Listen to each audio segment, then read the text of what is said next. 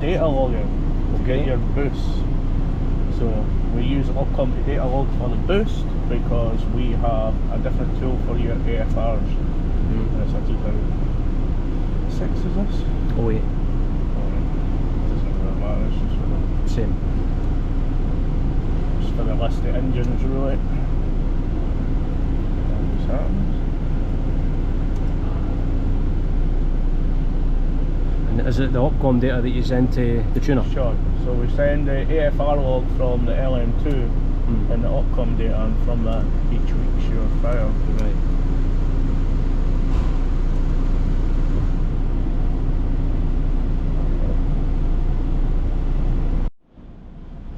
What have we got here, Craig boy? So we have your AFR reading to show us exactly how your car's performing through the rev range. Right. So you'll see it comes down to 11, and then you start getting a wee bit more air in the mid-range here. That'll be because of your Piper springs, I would think. And then you start coming back down to roughly where you would want it to sit. And then we let off and it goes up to nothing basically. So we're going to send this to Sean now and ask him for his opinion. We're going to send him the dyno graph as well. Let's see what he says.